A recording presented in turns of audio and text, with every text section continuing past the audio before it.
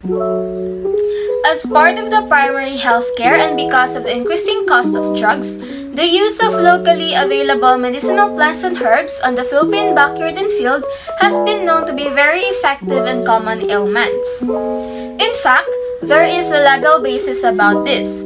We have the RA number 8423, or also known as the Philippine Institute of Traditional and Alternative Healthcare, or PTAC, otherwise known as TAMA, or the Traditional and Alternative Medicine Act of 1997.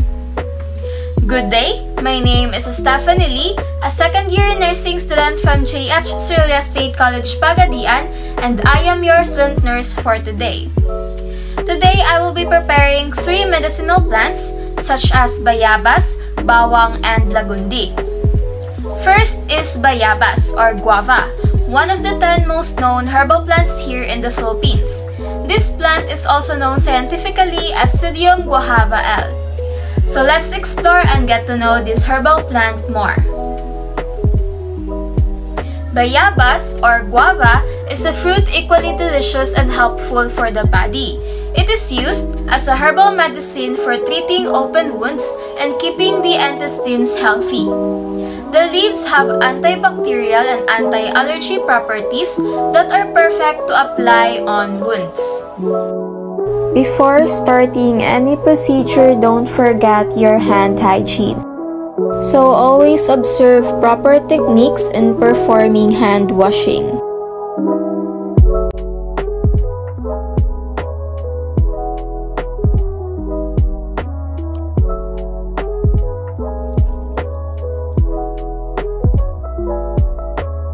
So these are the materials that we are going to need for this procedure. First is our basin and our strainer. Next is our casserole. Then our mortar and pestle. Knife and chopping board. And lastly, our guava leaves.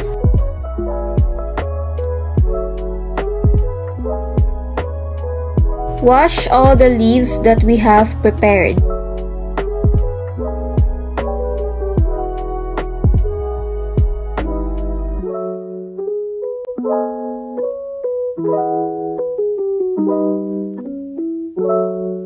Then, chop some guava leaves because we will use these later.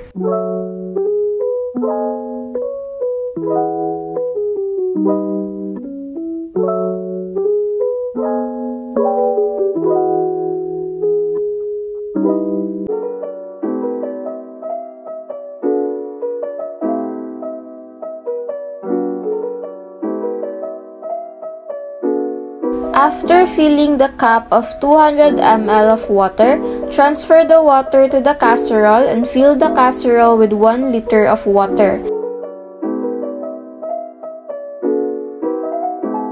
After that, put the guava leaves inside the casserole. Then put the casserole in the stove and start the boiling process. We have to wait for 15 minutes for it to boil. While waiting, we can pound fresh bayabas leaves, which will be then used for one of our procedure.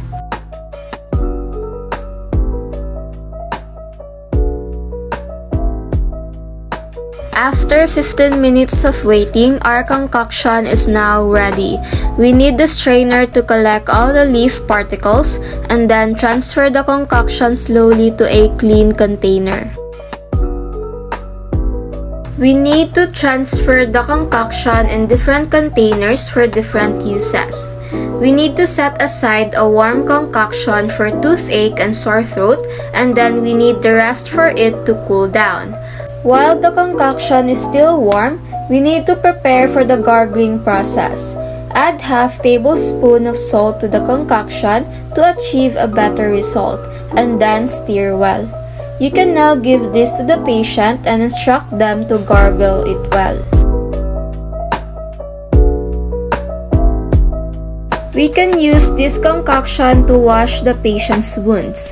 For the diarrhea, let the patient drink the guava leaves concoction.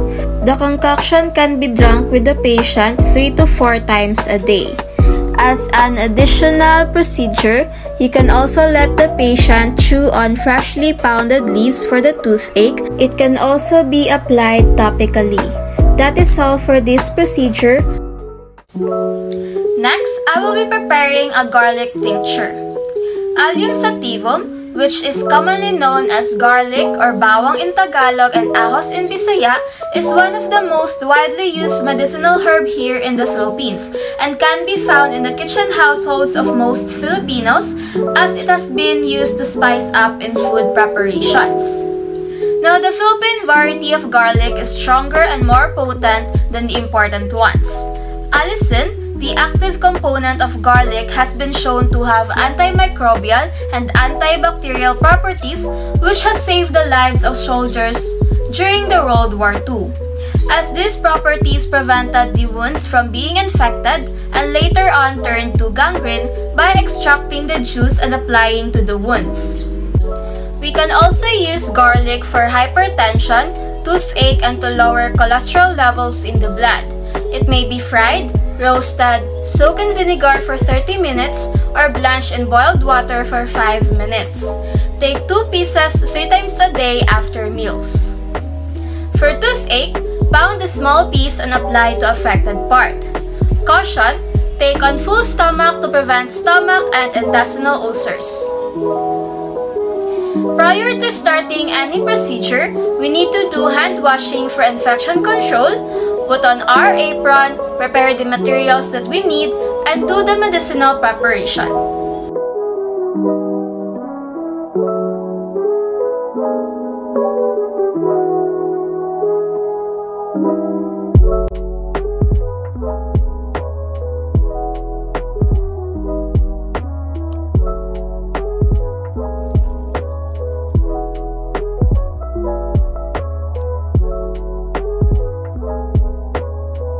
After hand washing, we have to put on our apron.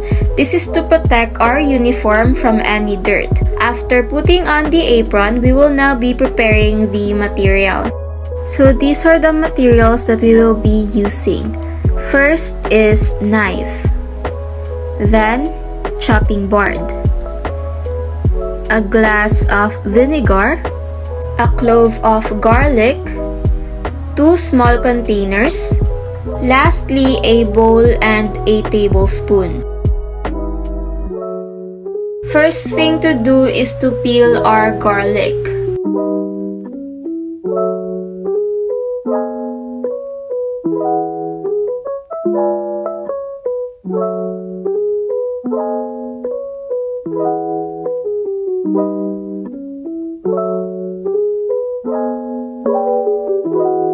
Then, chop into tiny pieces.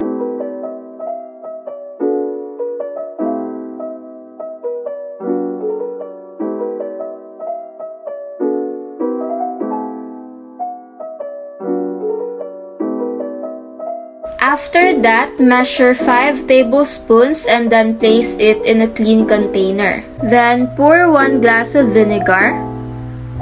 Then, close the container. Write the contents and date on the jar. This is our mixture now. We will be needing to shake this 3 to 5 times for 3 days.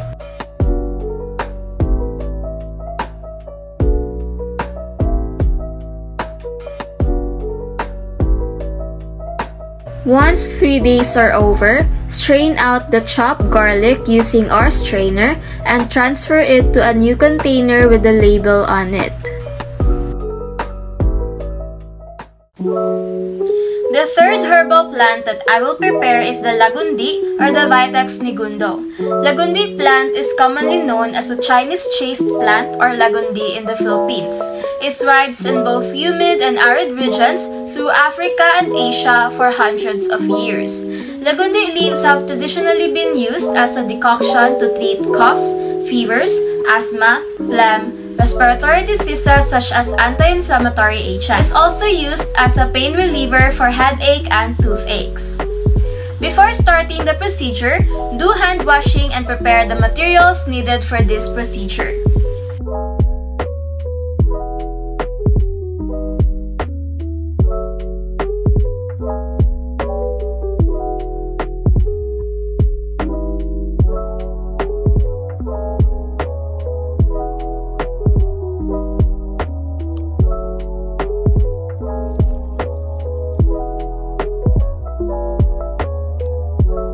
So the materials that we are going to need are fresh Lagundi leaves and our casserole, our strainer, and our basin.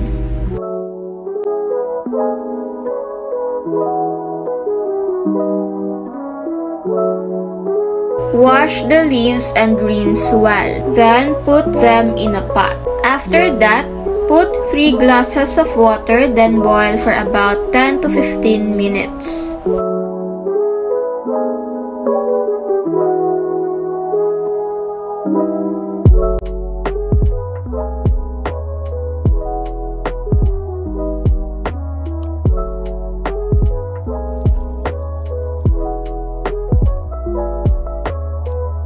The decoction can be used for different uses.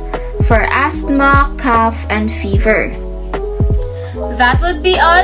Again, this is Stephanie Lee. Thank you for watching.